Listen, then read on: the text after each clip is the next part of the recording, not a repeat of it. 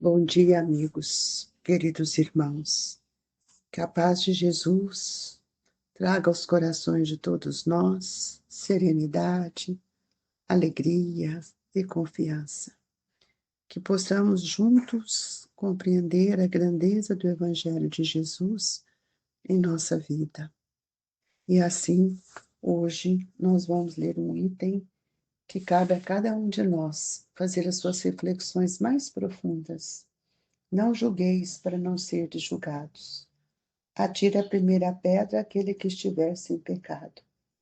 Não julgueis, a fim de não serdes julgados, porquanto sereis julgados conforme houver julgado os outros.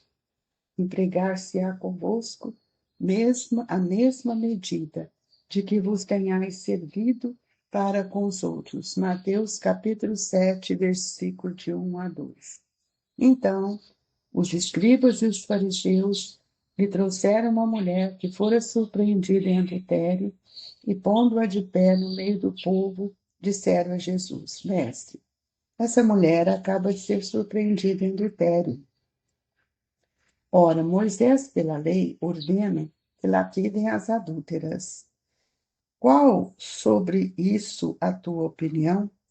Diziam isto para o tentarem e terem de que o acusar. Jesus, porém, abaixando-se, entrou a escrever na terra com o dedo, como continuasse a interrogá-lo. Ele se levantou e disse: Aquele dentre vós que estiver sem pecado, atire a primeira pedra. Em seguida, abaixando-se de novo, continuou a escrever no chão. Quanto aos que interrogavam, esses, ouvindo-o falar daquele modo, se retiraram, um após outro, afastando-se primeiro os velhos. Ficou, pois, Jesus a sós com a mulher, colocada no meio da praça. Então, levantando-se, perguntou-lhe Jesus: Mulher, onde estão os que te acusavam? Ninguém te condenou? Ela respondeu: Não, Senhor. Disse-lhe Jesus: Também eu não te condenarei. Vai-te e de futuro não tornes a pecar. João, capítulo 8, versículos de 3 a 11. Atire a primeira pedra aquele que estiver isento de pecado, disse Jesus. Essa sentença faz da indulgência um dever para nós, outros, porque ninguém há que não necessite para si próprio de indulgência. Ela nos ensina que não devemos julgar com mais severidade os outros do que nos julgamos a nós mesmos, nem condenar em outrem aquilo de que nos absolvemos. Antes de profligarmos a alguém uma falta, vejamos se a mesma censura não nos pode ser feita. O reproche lançado à conduta de outrem pode obedecer a dois modos: reprimir o mal ou desacreditar a pessoa cujos atos se criticam. Não tem escusa nunca este último propósito, porquanto no caso, então, só há maledicência e maldade. O primeiro pode ser louvável e constitui mesmo, em certas ocasiões, um dever, porque um bem deverá daí resultar, e porque, a não ser assim, jamais na sociedade se reprimiria o mal. Não cumpre, aliás, ao homem auxiliar o progresso do seu semelhante. Importa, pois, não se tome em sentido absoluto este princípio. Não julgueis, se não quiserdes ser julgado, porque a letra mata e o espírito vivifica. Não é possível que Jesus haja proibido se profica o mal, uma vez que ele próprio nos deu o exemplo, tendo feito até em termos energéticos. O que quis significar é que a autoridade para censurar está na razão direta da autoridade moral daqueles que censuram. Tornar-se alguém culpado daquilo que condena em outrem é abdicar dessa autoridade, é privar-se do direito de repressão.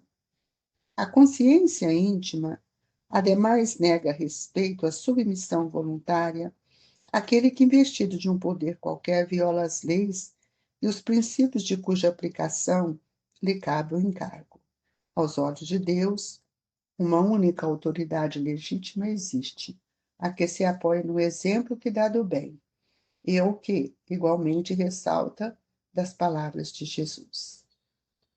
Senhor, Divino Mestre, que a lição do Evangelho caia profundamente em nós, a fim de que aprendamos a não julgar, a não criticar, ao não levantar, Senhor, qualquer dificuldade contrária ao bem, para que possamos, Senhor, nos fortalecer no exemplo, na postura, na coragem de vencer a nós mesmos.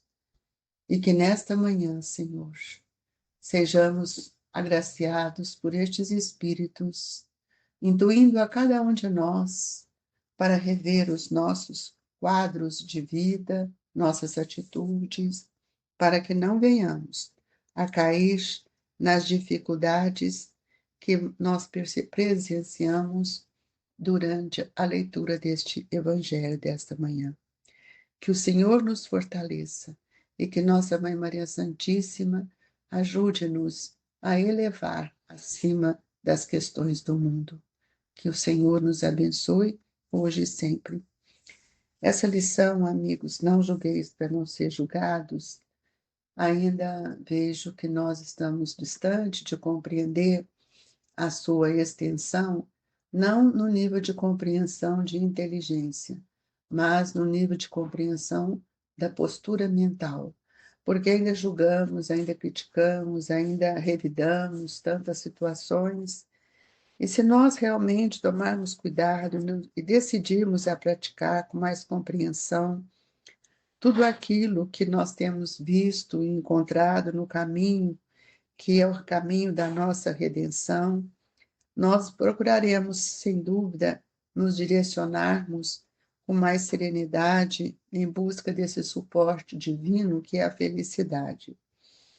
Nós sabemos que, na descrição aqui de Mateus e de João, nós sabemos que todos nós ainda julgamos e todos nós somos julgados. Essa é uma situação até de inferioridade do nosso espírito, porque nós continuamos a julgar qualquer comportamento, qualquer atitude que seja aquilo que nossos olhos não aprovam, como se nós fôssemos o código de censura, de sermos corretos. Então, a gente percebe que nós temos muito ainda, tanto dos fariseus quanto dos escribas, que ficamos esperando oportunidade para julgar, para criticar, para chamar atenção. E aqui nós vamos ver que os escribas e os fariseus, eles ainda comungavam as leis de Moisés. E Moisés, nós olharmos bem, aqui ele fala assim, os escribas e os fariseus lhe trouxeram uma mulher que fora surpreendida em adultério. E pondo de pé no meio do povo, disseram a Jesus, Mestre, pela lei ordena que se lapidem as adúlteras e não os adúlteros. Então veja bem que desde Moisés, essa questão da discriminação da mulher era muito, muito expressiva. E a palavra mulher, ela tinha um tom de respeito na lei judaica, mas não o respeito da valorização. Às vezes, talvez seja o respeito pela maternidade. Mas foi com Jesus que nós vimos o amor ressaltar nas palavras do Cristo, erguendo, dando oportunidade às mulheres que aparecem no Evangelho. Desde a casa de Maria, Marta e Betânia, nós podemos perceber a grandeza dos sentimentos que Jesus depositou para essas nossas irmãs. A Maria de Magdala e a mulher adúltera, nós podemos ver que o respeito que ele teve por ela. Esse respeito é o que nos chama a atenção, que nós também devemos ter para com os nossos irmãos. E aí, quando ele pergunta para ela, mulher, onde estão os que te acusavam? Ninguém te condenou?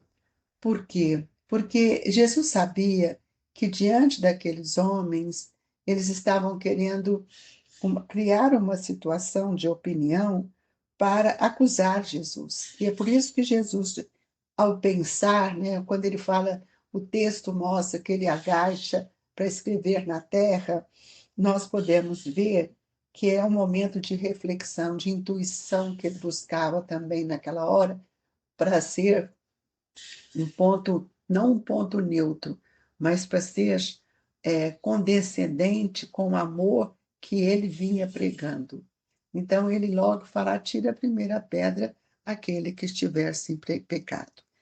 Essa frase, amigos, ela precisa ser muito bem notada por nós, porque muitas vezes, mesmo que a gente não fale, mas o silêncio, muitas vezes, que nós dirigimos ao olhar para o outro no silêncio, é como se nós estivéssemos julgando, porque as pessoas recebem esta vibração. E dentro da obra cristã, o amor é o que mais vai nos mostrar. Por isso que Jesus disse: não julgueis para que não seja julgado. E quem é que sai daquele momento? Eles também ficaram abatidos, né? Eles abalados. E eles então saíram. Quem sai? Aqueles que eram mais velhos, aqueles que mais pregavam, aqueles que muitas vezes achavam que podia tirar qualquer pedra. E a questão era a mulher. E aqui nós vamos ver que tanto Humberto de Campos e Amélia Rodrigues mostram para nós que Jesus, ao chegar na casa de Simão Pedro, então, os discípulos, enfim, questiona Jesus por aquela atitude, porque, afinal de contas, ela havia sido pega em adultério. E aí Jesus, então, dá uma resposta que acho que a gente passa e não reflete nela. Por que essa mulher adulterou? O que foi que levou a esse motivo? Qual foi a dor que ela sentiu que aconteceu isso? E onde estava o adúltero? E aí, quando Jesus faz essa pergunta, eles ficaram em silêncio. E aí nós vamos ver quando Jesus vai explicar quem era o adúltero.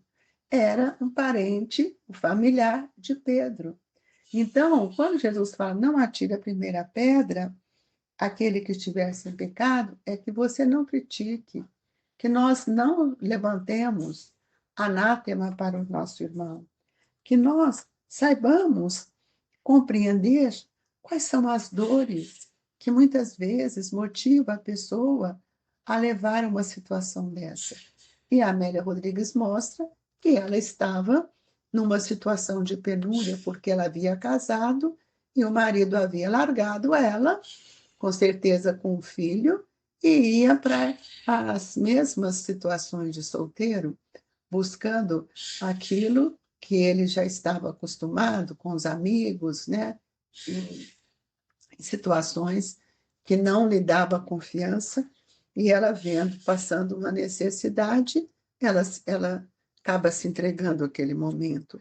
Então, nós vamos ver que dentro da obra cristã, e nós que somos cristãos, nós não podemos, de forma alguma, estar ligado a toda essa obra de amor que cada dia nós vamos tomando mais consciência, a fim de que a gente possa entender de forma genuína que todos nós precisamos ter a certeza de que estamos sempre amparados pela misericórdia de Deus.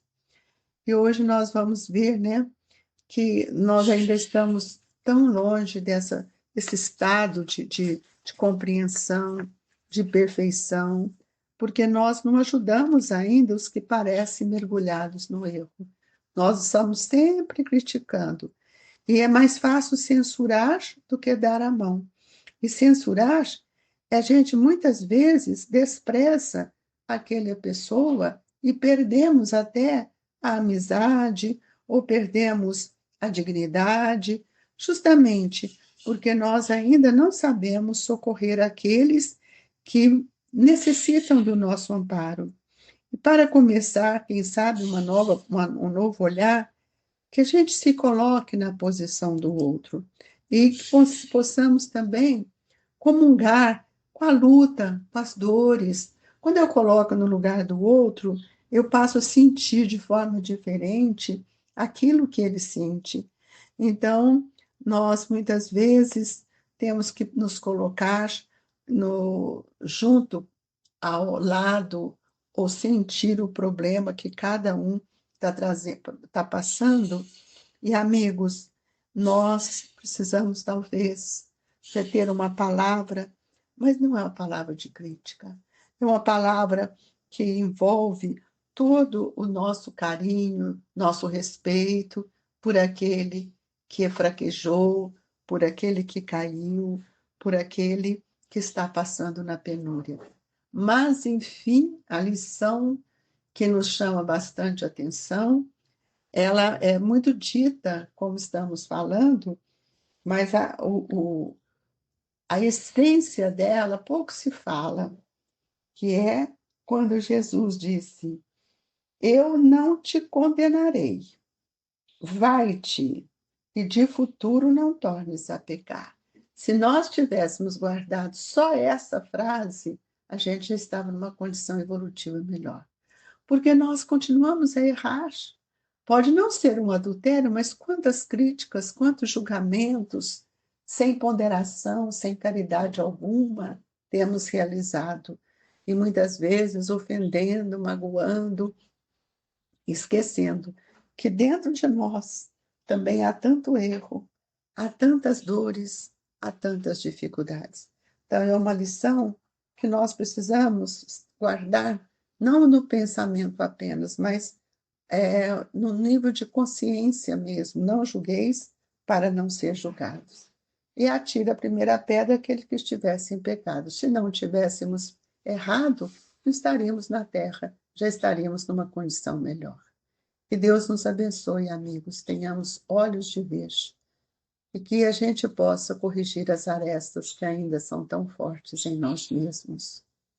E nesta hora do passe, suplicamos a Jesus que nos dê força para vencer as nossas dificuldades, nossas dores íntimas, rogando dos benfeitores o passe amigo, a transfusão de energia, de fluidos que são trazidos da natureza para o restabelecimento de todos nós.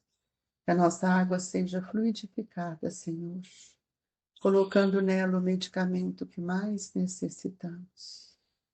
Que os espíritos amigos estejam conosco nesta hora. E assim, Jesus, gratos por tudo que tem nos dado, pelo conselho divino que ainda reverbera em nossos pensamentos, é que nós deixamos no coração de todos o abraço amigo do Grupo Espírita Esperança e Caridade, Colégio Allan Kardec. Fica com Deus.